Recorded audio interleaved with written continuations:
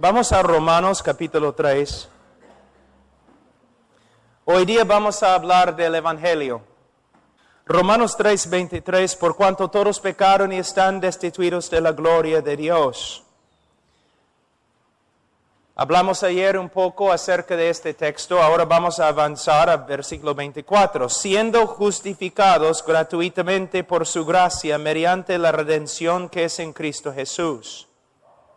Dios dice que Él justifica gratuitamente a los pecadores. Dios justifica al pecador. Justificación, el verbo justificar, ¿qué significa? Es muy importante. El momento que una persona cree en el Señor Jesucristo, Dios le justifica. No significa que Dios le hace justo, porque todavía el creyente peca, entonces no es perfectamente justo. Lo que significa es que cuando una persona cree en el Señor Jesucristo, Dios declara que esta persona ante Él legalmente es justo. Dios perdona todos sus pecados y declara legalmente que esta persona ante Él es justa. Nosotros usamos la palabra, en inglés es una declaración forensic. No sé si ustedes usan la misma palabra, una declaración forénsica o legal. Dios legalmente declara que este pecador es justo ante Él, perdonado y justificado, declarado justo ante Dios. ¿Cómo es que llegamos a ser justos ante Dios? Él nos dice aquí, en versículo 24, gratuitamente por su gracia. Esta es la diferencia entre el cristianismo y todas las demás religiones. Como dije hace 6 meses acá, vamos a decir que estamos entrevistando a un musulmán y le preguntamos, Señor, si usted muriera ahora mismo, ¿dónde iría? El musulmán va a decir, bueno, yo voy a ir al paraíso. ¿Por qué? Él va a decir, porque soy un hombre justo. Yo amo el Corán, yo leo el Corán, obedezco el Corán, doy limosnas a los pobres, soy un hombre justo, voy a ir al cielo. Un judío, Señor, si usted muriera ahora mismo, ¿dónde iría? Bueno, yo iría al paraíso, al cielo. ¿Por qué? Yo amo la ley de Jehová, yo obedezco la ley de Jehová, soy un hombre justo. El cristiano verdadero, Señor, si usted muriera ahora mismo, ¿dónde iría? Al cielo. ¿Por qué? Bueno, nací en pecado. He desobedecido todas las leyes de Jehová. Merezco la condenación. Pero Señor, tú me dices que vas a ir al cielo, pero tú me dices que mereces el infierno. ¿Cómo puede ser? Y Él dice, voy a ir al cielo, no por medio de mis propios méritos, sino por los méritos de otro, el Señor Jesucristo, que murió por mí. Gratuitamente, sin causa, Él nos justificó. Sin causa. Ahora, hay mucho más que podemos decir, pero hay algo muy importante que necesitamos estudiar esta tarde. Es la parte más importante del Evangelio, pero la mayoría de los evangelistas nunca mencionan esta parte. Nunca. Porque ellos mismos no entienden lo que sucedió en la cruz. ¿Por qué tuvo que morir Cristo? ¿Por qué? Por causa de nuestro pecado. Pero no hemos contestado la pregunta. ¿Por qué tuvo que morir? Vamos a Proverbios 17.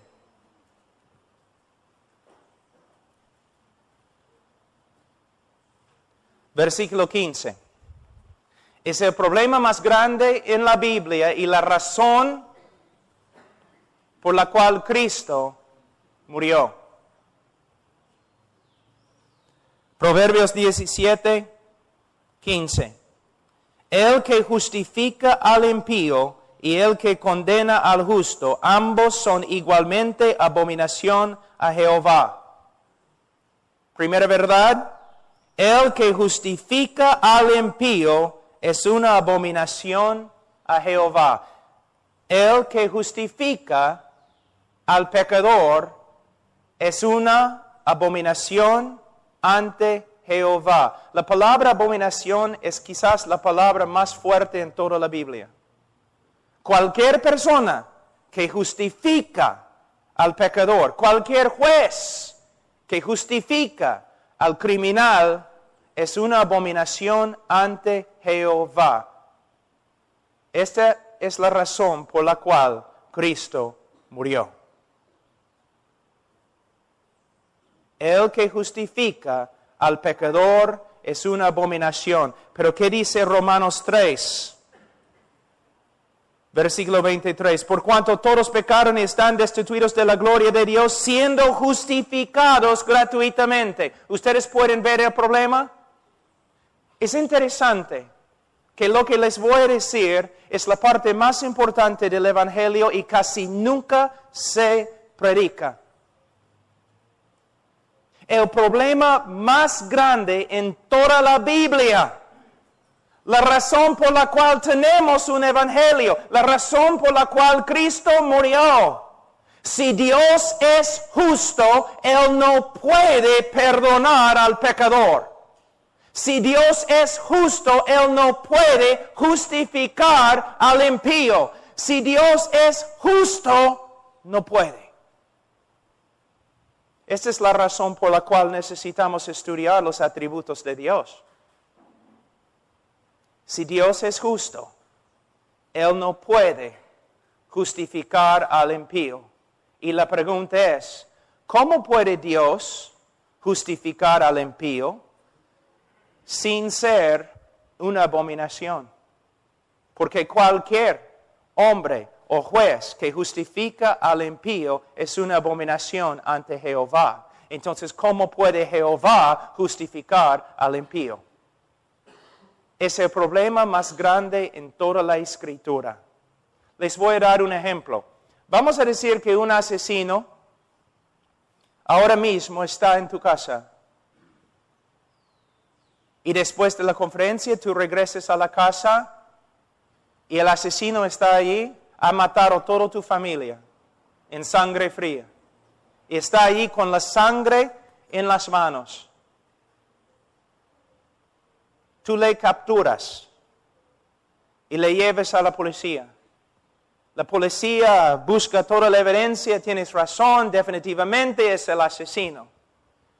Después de algunas semanas o meses, el criminal se presenta ante el juez. Y el juez dice, yo soy un juez lleno de amor y compasión y misericordia. Te perdono. Estás libre. ¿Cómo vas a responder tú?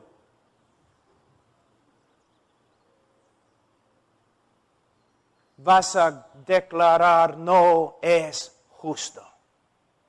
Vas a escribir los periódicos. Vas a estar ahí en la televisión. Vas a escribir cartas al presidente del Perú diciendo que hay un juez que es peor que los criminales que él libra. Es una abominación, no debe ser. Es corrupto y sinvergüenza. Porque el juez tiene que hacer justicia, es su trabajo.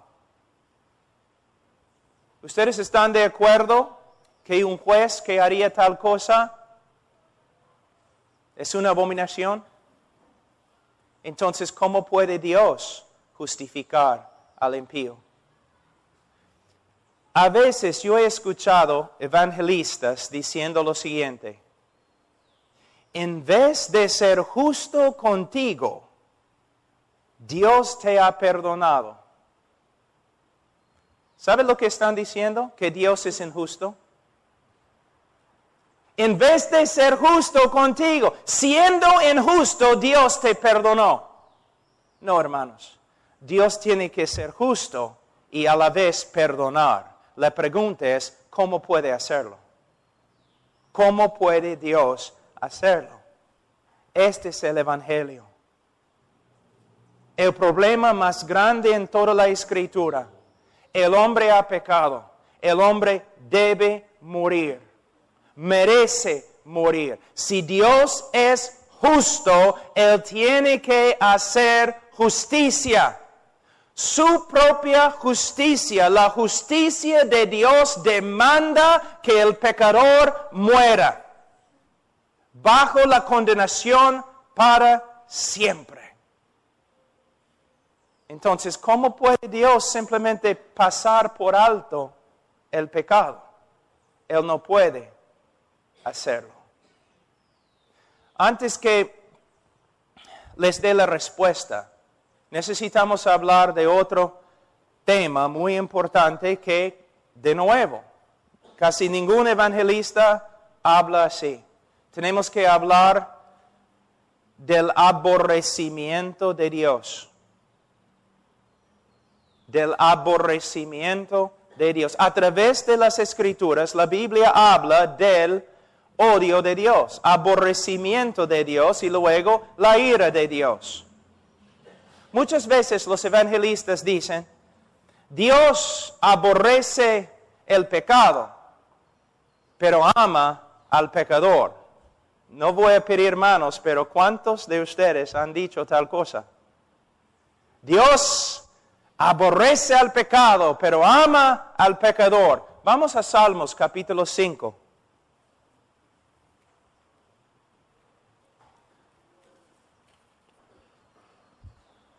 Salmos capítulo 5, versículo 5. Los insensatos no estarán delante de tus ojos. Aborreces a todos los que hacen iniquidad. ¿Dice que Dios aborrece la iniquidad? Dice que Dios aborrece a todos los que hacen iniquidad. ¿Quiénes son los que hacen iniquidad? Todos los hombres. Tú me dices: pero Pablo, la Biblia dice en Juan 3:16, porque de tal manera amó Dios al mundo y el mundo está lleno de pecadores. Sí, hermanos, Juan 3:16 está en las Escrituras, pero también Salmos 5:5. No puedes escoger un versículo y rechazar otro versículo. No puedes predicar solamente una parte del Evangelio. Mañana tráeme un folleto evangelístico que habla del aborrecimiento de Dios contra el pecador. Muéstrame tus libros donde has estudiado evangelismo. ¿Hay uno de ellos que habla del aborrecimiento de Dios y ira de Dios contra el pecador? Solamente predicamos una parte del Evangelio. De verdad, Dios ama al mundo. Pero de verdad, el aborrecimiento y odio de Dios viene en contra del pecador. Y si no se arrepiente, el justo, santo aborrecimiento de Dios se manifestará en ira. Y el pecador será destruido para siempre en el infierno. ¿Dios ama al mundo? Sí. ¿Debemos predicar el amor de Dios para el mundo? Sí. Pero también debemos advertir a los hombres que todos los hombres nacen pecadores, Todos los hombres nacen condenados y todos los hombres están bajo la ira de Dios y de una forma justa y santa el aborrecimiento de Dios es contra los pecadores. Algunas personas me han dicho, pero Pablo, Dios es amor, por eso Dios no puede odiar. Yo digo, no, Dios es amor, por eso tiene que odiar. ¿Qué? Una pregunta. ¿Amas a los judíos? Debes amar a los judíos. Entonces tienes que odiar el Holocausto en Alemania. ¿Amas a los niños? ¿Sí? Yo sí. Entonces tienes que odiar, aborrecer lo que los médicos hacen para abortar a un niño. Si Dios es santo y justo, Él no puede ser neutral con respecto al pecado. Él tiene que venir en contra del pecado. Él tiene que odiar el pecado.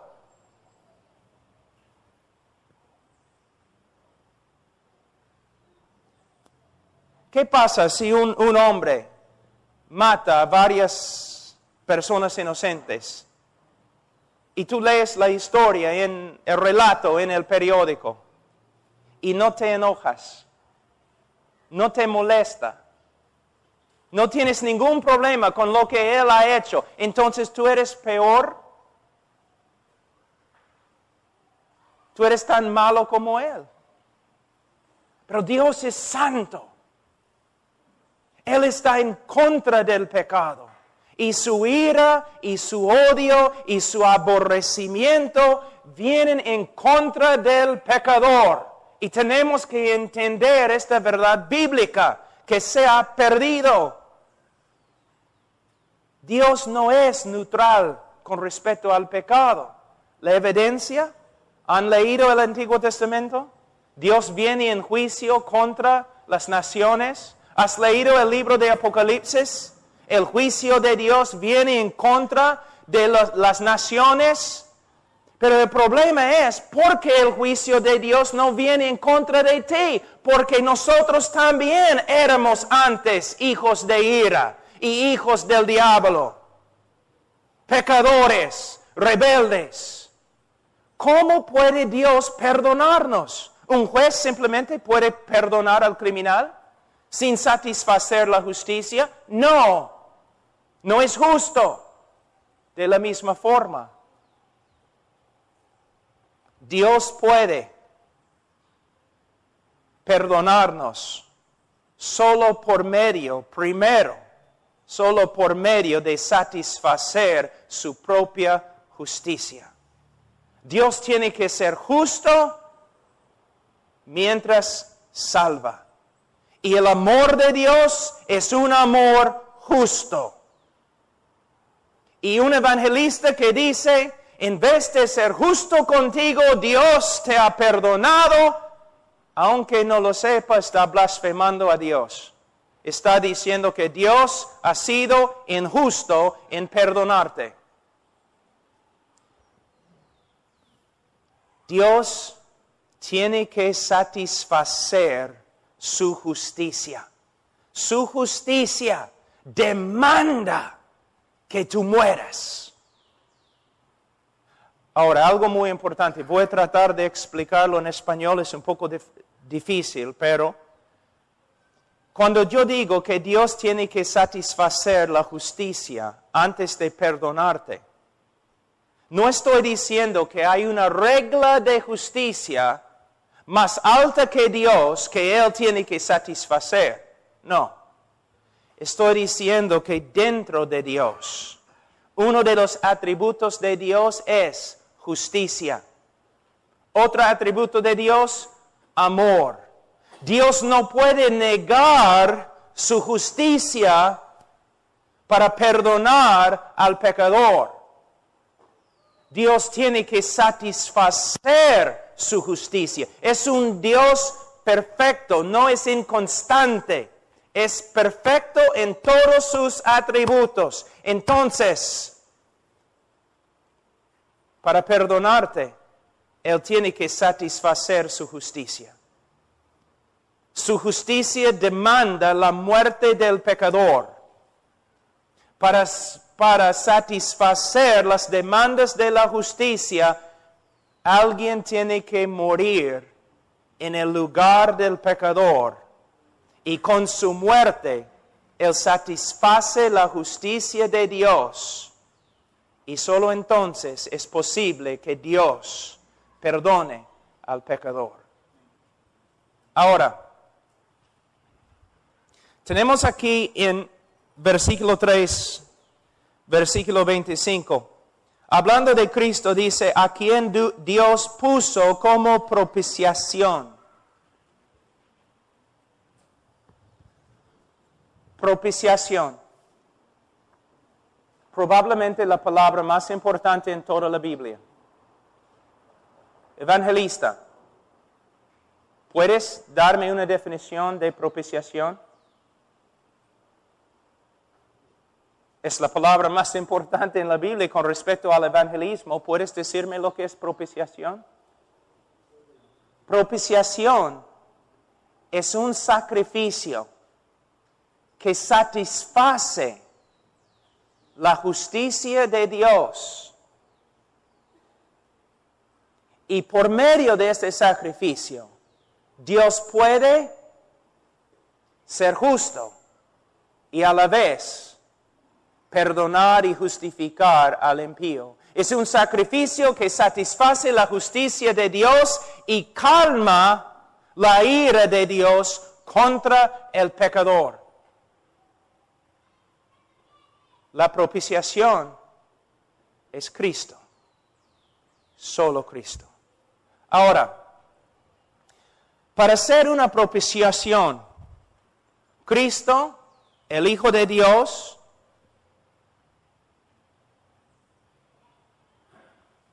tenía que ser hombre. La sangre de toros y animales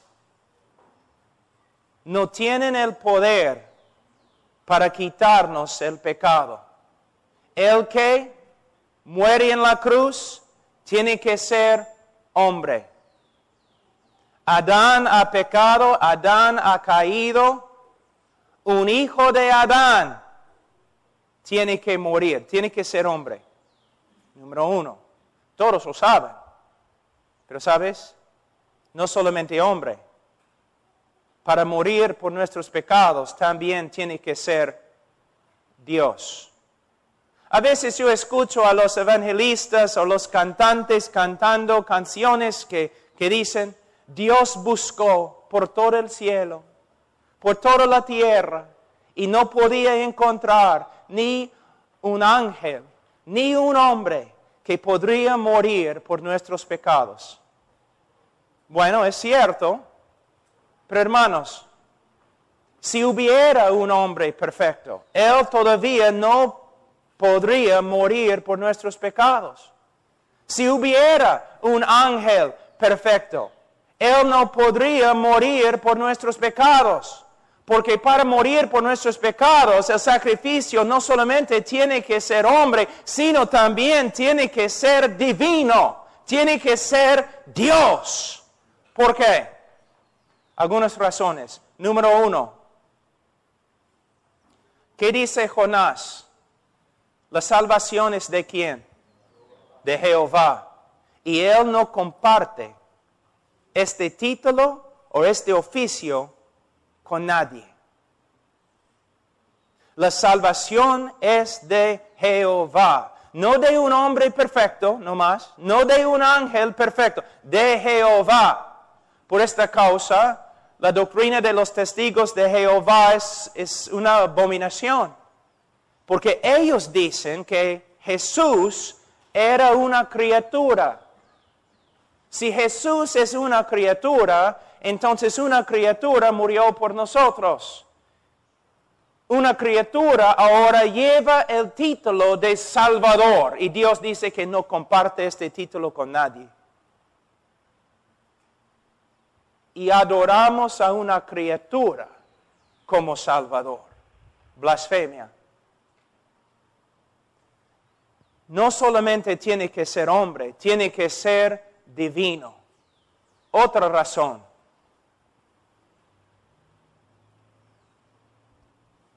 El que muere tiene que dar su vida. ¿Te das cuenta? Tiene que dar su vida. Tengo una pregunta. ¿Quién tiene vida? ¿Tú tienes vida? No, tú tienes vida prestada. ¿De dónde viene tu vida? De Dios. ¿Un ángel tiene vida? No, tiene vida prestada. ¿De dónde viene su vida? De Dios. Solo Dios tiene vida. Cristo dijo, yo tengo autoridad de hacer ¿qué? Él tenía autoridad de dar su vida y tomar su vida de nuevo. Era su vida. Él tenía vida en sí misma. Vamos a decir que yo pido prestado el carro de hermano Zacarías. Y estoy ahí en el carro, ¿no? Paseando ahí por la calle. Y tú me dices, tú te acercas a mí y dices, oye Pablo, yo necesito un carro. Ya. Lleva este carro, yo te lo regalo. No te he dado mi carro. Te he dado el carro de otro. Otra razón. Solo Dios puede soportar la ira de Dios y resucitar de nuevo. Las montañas se derriten ante la ira de Dios. Los ríos y los mares se secan ante la ira de Dios. El que murió en la cruz murió bajo la ira de Dios. ¿Quién puede soportar tal cosa? ¿Quién puede sobrevivir tal cosa? Solo Dios. Pero al final, y el punto más importante, una vez cuando yo estaba predicando en una universidad en los Estados Unidos, un estudiante se paró ahí en el auditorio y dijo, tengo una pregunta para ti. Bueno, dime. No es justo. ¿Qué? Bueno, ¿cómo puede un hombre, solo un hombre, sufrir en una cruz solamente algunas horas y salvar a una multitud de hombres de una eternidad en el infierno? No es justo. Sí es justo. ¿Por qué? Porque ese hombre tenía más valor que todos los demás hombres y ángeles juntos.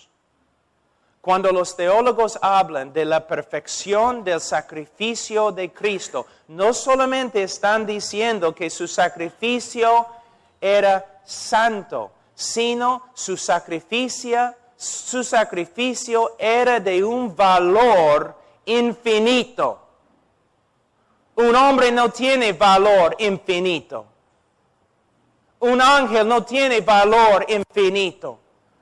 Solo Cristo, siendo hombre, siendo Dios, tenía el valor infinito para morir y comprar una multitud de hombres. Por eso es necesario que la propiciación sea hombre y la propiciación sea divino, sea Dios. Cristo murió por nosotros. Pero ¿cómo murió? Hace años yo estaba en Europa, yo estaba dando una conferencia, creo que en Rumania o Moldavia o un sitio así, enseñando en un seminario de los alemanes. Entonces, después de mi clase, me retiré a la biblioteca. Estaba buscando un libro para leer todo en alemán. Por fin encontré un libro, La cruz de Cristo. No de Juan Stott, sino de otro autor. La cruz de Cristo. Entonces bajé el libro, empecé a leer. Esto es lo que él dijo. Cuando Cristo estaba en la cruz, el Padre le miró y el Padre vio todo lo que él, el Hijo, sufrió a las manos de los romanos y los judíos. El Padre vio toda la aflicción causada por los romanos y los judíos, y el Padre consideró esto como la paga de nuestro pecado. ¿Me escuchaste? Es herejía. ¿No te das cuenta? Mira, de nuevo. Cuando Cristo estaba en la cruz, el Padre miró a su Hijo y Él vio toda su angustia y toda la aflicción de Cristo causado por los romanos y los judíos, los clavos y la lanza y corona de espina y todo lo demás, y Él consideró este sufrimiento como paga de nuestro pecado. Tú dices, sí, herejía. Herejía. Solamente vamos a pensarlo un ratito. Algunos de ustedes están pensando, caramba, herejía.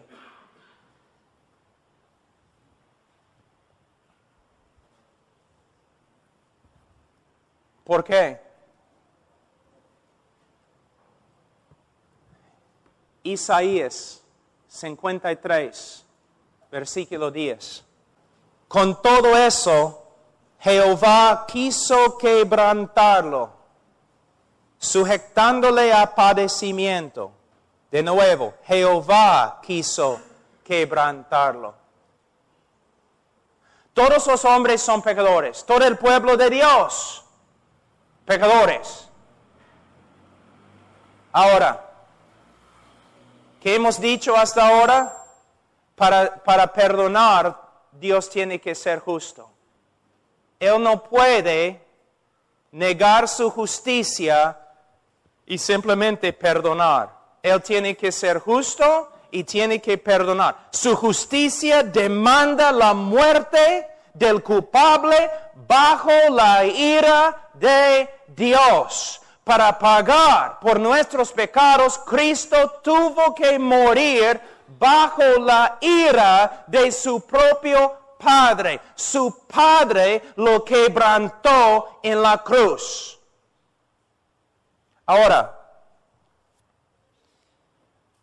en el libro de Mateo, nosotros entendemos en capítulo 27 que Cristo clamó de la cruz, ¿no? ¿Qué clamó? Padre mío, ¿por qué me has abandonado? Yo escucho a veces los evangelistas diciendo, el Padre no podía mirar a los sufrimientos de su Hijo. Él tuvo que mirar por otro lado, porque no podía soportar los sufrimientos de su Hijo. Herejía. Herejía. No es lo que Cristo dice. Cristo dice que su Padre le abandonó. La palabra también se traduce desamparó. ¿Por qué? Dios es santo y no puede mirar al pecador. Y en la cruz, el Santísimo Hijo de Dios llevó el pecado de su pueblo. Y Él llegó a ser pecado. Y el Padre, siendo santo no más, podía mirar a su propio Hijo. Vamos a Salmos 22. Salmos 22. En el tiempo de Jesús, la Biblia hebrea no tenía capítulos y versículos. Entonces, cuando un rabino quería enseñar a sus estudiantes de las Escrituras, él citaba el primer versículo del Salmo que él había escogido. Y todos los discípulos sabían, él citó el primer versículo de Salmos 63 o 44. Entonces cuando Jesús, el gran maestro, el rabino, gritó de la cruz, Padre mío, Dios mío, ¿por qué me has desamparado?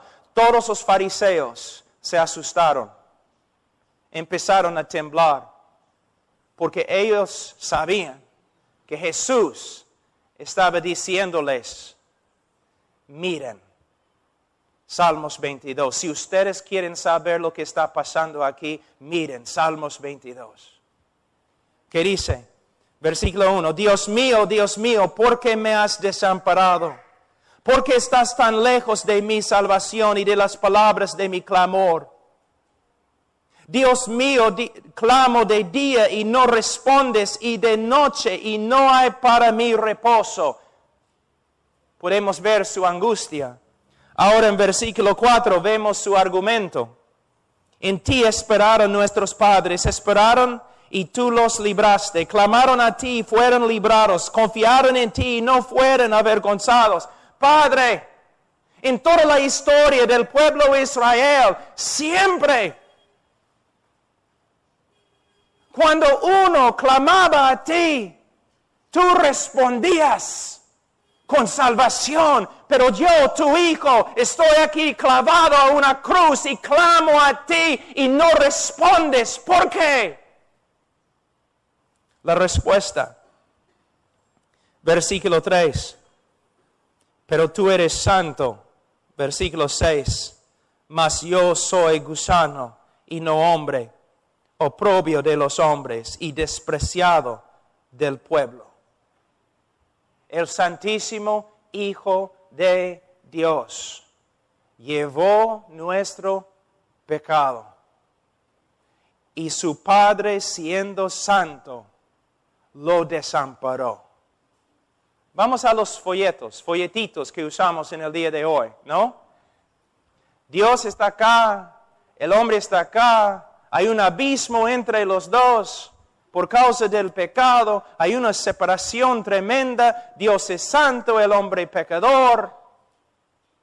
Bueno, ¿cómo vamos a cerrar la separación? ¿Cómo vamos a unir los dos? Alguien tiene que morir separado de la presencia de Dios, desamparado de Dios. Dios es santo, el hombre es pecador, por eso el hombre está desamparado por Dios, separado de Dios, es lo que decimos, es verdad, pero para cerrar el abismo, alguien tenía que morir llevando nuestro pecado, desamparado por Dios.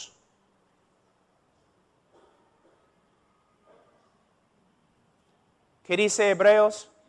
Cristo sufrió fuera de las puertas de la ciudad. Desamparado por Dios, rechazado por su pueblo. Vamos a Gálatas un ratito. Gálatas capítulo 3, 10. Porque todos los que dependen de las obras de la ley están bajo maldición.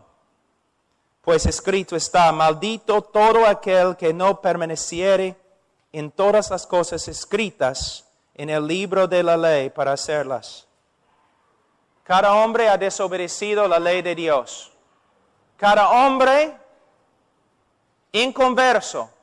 Y nosotros también antes de nuestra conversión. Todos los hombres están bajo una maldición. ¿Qué significa? Muy difícil definir, explicar lo que significa ser bajo una maldición. Porque es una cosa tan horrenda, tan terrible, que casi no hay palabras en inglés, ni hebreo, ni griego, ni en español para describir lo que significa, pero voy a darte una ilustración. Por causa de su pecado, por causa del pecado del hombre, en el día de juicio, el hombre inconverso, en su pecado todavía, la última cosa que él va a escuchar cuando toma su primer paso al infierno, cuando entra en el infierno, la última cosa que él va a escuchar es toda la creación parada en pie, aplaudiendo a Dios, porque Dios le ha condenado y le ha mandado al infierno. ¿Me entienden, hermanos? ¿Me entienden? ¿Mi español ya se entiende? Así el hombre es tan horrible. Es lo que significa estar bajo una maldición de Dios. Que todo el cielo, cuando el pecador se lanza al infierno, toda la creación aplaude a Dios por causa de su justicia. Es lo que significa estar bajo una maldición. No hay nada peor. Ahora, versículo 13. Cristo nos redimió de la maldición de la ley, ¿cómo? Hecho por nosotros maldición. No entiendes este versículo, yo tampoco, porque si nosotros entendiéramos este versículo, estaríamos llorando en ese momento. Cristo nos redimió de la maldición de la ley. ¿Cómo?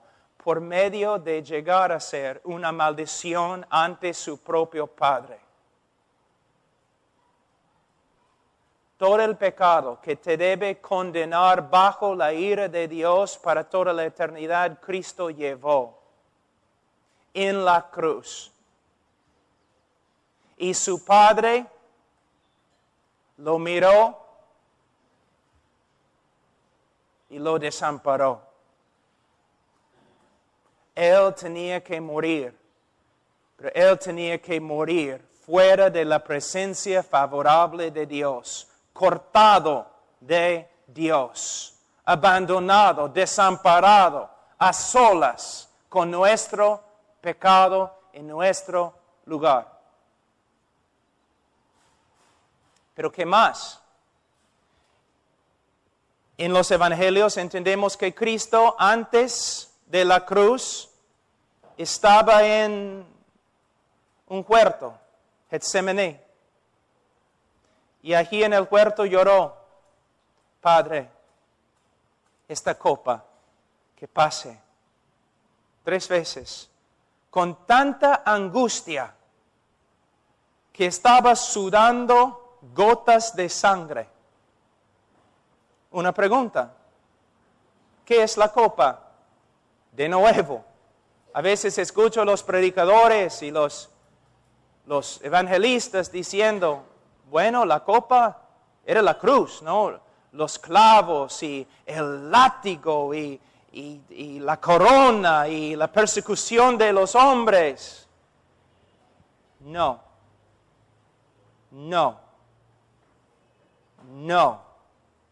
Tengo una pregunta. ¿Los seguidores de Cristo tienen más coraje y valentía que Cristo mismo? ¿Cristo es un cobarde? Entonces, vamos a ver algunas cosas. Después de la ascensión de Jesucristo a la diestra del Padre, había un gran movimiento del Espíritu Santo y miles de personas se convirtieron. Muchos de ellos murieron en cruces. En los más que 20 siglos que han pasado, algunos dicen que más que 50 millones de cristianos han muerto como mártires. A través de la historia, los libros, relatos que tenemos acerca de ellos, muchos de ellos iban a la cruz cantando himnos con gozo.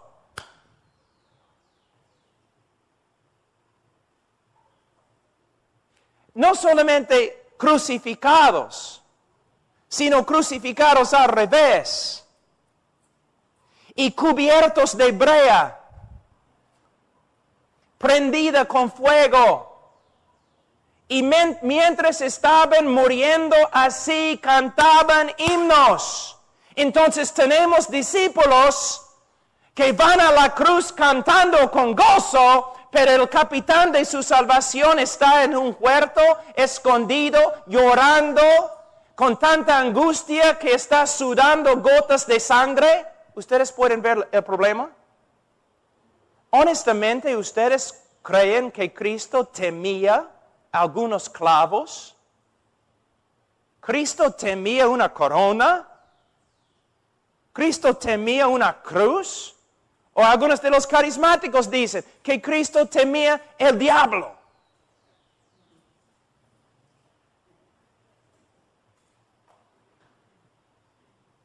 Yo te digo lo que causó la angustia, la copa.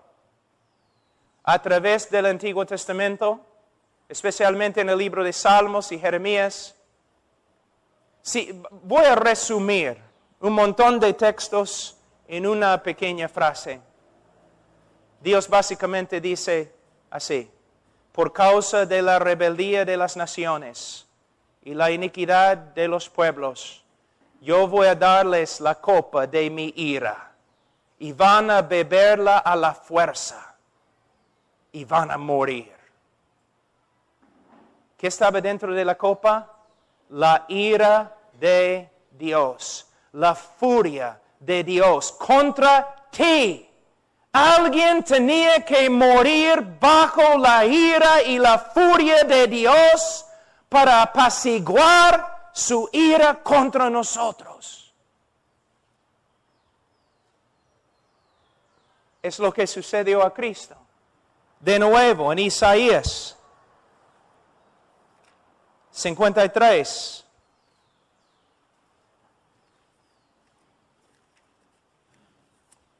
Con todo eso, Jehová quiso quebrantarlo.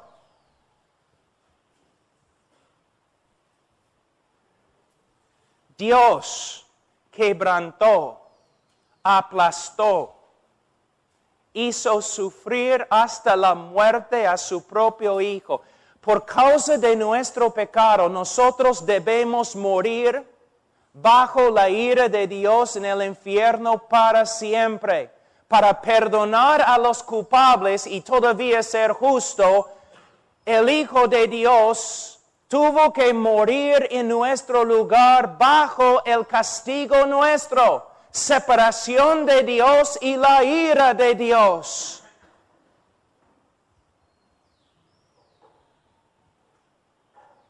Dios quebrantó a su Hijo. Dios. Para darte una ilustración del Antiguo Testamento, Dios dice a Dios dice a Abraham, Abraham, toma tu propio hijo, Isaac, y llévalo a la montaña.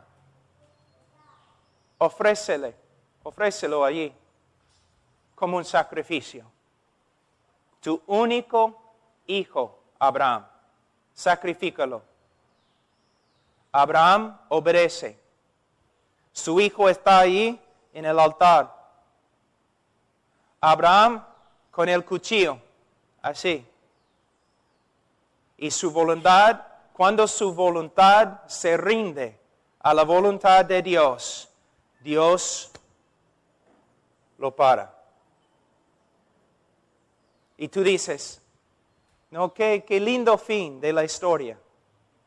No es el fin de la historia. Es la intermisión. Es la parte entre dos películas. Intermedio. No es el fin, es el intermedio. años y años y años después, cuando el tiempo fue cumplido, Dios mismo puso su propio Hijo en un altar y tomó el cuchillo y mató a su propio Hijo. Alguien tenía que morir bajo la ira de Dios, separado de la presencia favorable de Dios. Ahora, hermanos, algunos de ustedes han escuchado cosas que nunca habían escuchado. Pero todos nosotros decimos, predicamos el Evangelio. No predicamos el Evangelio. Predicamos 4 leyes espirituales y 5 cosas Dios quiere que sepas. Y pasamos a la gente por algunas etapas y si ellos dicen sí en cada etapa, al final como el Papa, nosotros los pronunciamos salvos. ¿Me entienden, hermanos? El Evangelio. Nosotros decimos, pero tú sabes que Cristo murió por ti, pero ni el evangelista sabe lo que significa. Por eso no tiene pasión. Mira lo que ha sucedido. Mira lo que Dios ha hecho por nosotros. Su propio Hijo ofreció. Él desamparó a su propio Hijo. Él quebrantó a su propio Hijo. Y su Hijo murió. Y al tercer día su Hijo resucitó. Su resurrección es muy importante, solamente un texto, Romanos capítulo 4, versículo 25, el cual fue entregado por nuestras transgresiones y resucitado para nuestra justificación. La preposición acá sería mejor traducida, el cual fue entregado por nuestras transgresiones y resucitado por causa de nuestra justificación. Y lo que significa es lo siguiente: cuando Dios resucitó a su propio Hijo de la muerte, Él estaba dando una señal pública que su sacrificio fue suficiente para pagar por todos los pecados de su pueblo. Y ahora podemos ser justificados porque Cristo y su obra son perfectas. Es la declaración de Dios que sí, su muerte, su sufrimiento fue suficiente. Y Cristo resucitó y ascendió a la diestra de su Padre. Él es Rey de reyes, Señor de señores y el único Salvador. Y ahora, la invitación no es, ahora, si quieres una vida mejor, ¿no te gustaría repetir esta oración y pedir a Cristo que entre en tu corazón? ¿Pueden ver cuán horrible está la invitación? No, la invitación bíblica es para la gloria de su Hijo, para el beneplácito de su Hijo, para el gozo, el honor de su Hijo. Dios demanda que todos los hombres se arrepientan y crean en el Evangelio. No importa lo que te cueste. Yo creo que los predicadores en el día de hoy de verdad creen que Cristo y su muerte no tienen mucho valor. Porque ellos dicen, mira, Cristo murió por ti. Si vienes a Él, Él va a arreglar tu vida. Debes venir a Él si no arregla tu vida. Debes venir a Cristo porque Él va a ayudarte económicamente. Debes venir a Cristo aunque mueras en pobreza, porque Él es digno. Debes venir a Cristo porque Él va a arreglar tu matrimonio. Tu matrimonio no es tan importante como Cristo. Debes venir a Cristo para la gloria de Cristo. Porque Cristo es merecedor de toda tu fe, toda tu obediencia. Tú debes creer en Cristo aunque te mande al infierno.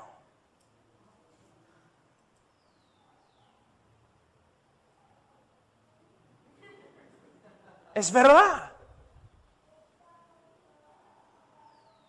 Tú vienes a Cristo porque vas a recibir algo. Sí, Cristo puede arreglar tu vida. Arregló la mía. Todavía está arreglando la mía. Pero hermanos,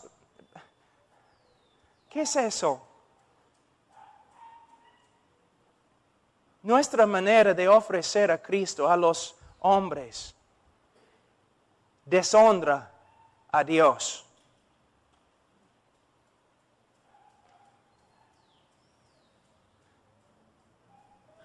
La invitación, solamente para darles un ejemplo, una invitación es así. Ahora he predicado el Evangelio de Dios y Dios te manda que te arrepientes y que crees en el Evangelio. Los que se arrepienten y creen en el Evangelio serán salvos. Los que no se arrepienten y no creen serán condenados. Debes venir a Cristo. Debes clamar a Cristo. Cristo, sálvame, pero con un corazón arrepentido. Tengo una pregunta para ti. En este momento, pecador, ¿tú puedes ver tu pecado? Antes de entrar en esta casa de Dios esta noche, tú amaste tu pecado. Ahora aborreces el pecado que antes amaste. Dios ha hecho una obra en tu corazón. Ahora puedes ver tu pecado. Puedes ver cuán sucio que es. Deseas ser limpio. Deseas ser santo. Deseas ser hijo de Dios. Deseas honrar a Cristo. Cristo para ti ahora es precioso. Entonces clama a Cristo. Con fe y te salvará. Pero la evidencia de que te ha salvado será que tu vida va a cambiar y va a continuar cambiando hasta el fin. Pero si tú recibes a Cristo esta noche y tú sales de este lugar y tu vida no cambia, no recibiste nada esta noche. Porque si alguno está en Cristo, nueva criatura es. Hermanos, terminando, estas campañas que tenemos, ¿no? Es una broma. ¿Debemos tener campañas? Sí, pero campañas bíblicas. Las campañas son una broma. Las evangelistas, 400 personas recibieron a Cristo. Ninguno de ellos llega a la iglesia domingo. Es como un circo. Pasa adelante, escribe tu nombre, 5 minutos de consejo, de consejería. Ya estás, pero ahora cristiano, gloria a Dios. Te veo en el cielo porque seguro no te voy a ver en la iglesia. El problema aquí en Perú, en los Estados Unidos, no son los políticos y las autoridades corruptas. El problema en Perú y el problema en los Estados Unidos son los predicadores, que predican un evangelio no bíblico y dan una invitación no bíblica, y como el Papa, ellos están dando seguridad a los incrédulos. Todos los católicos se creen salvos porque una vez fueron bautizados. Y todos los evangélicos se creen salvos porque una vez repitieron una oración. Piénsenlo.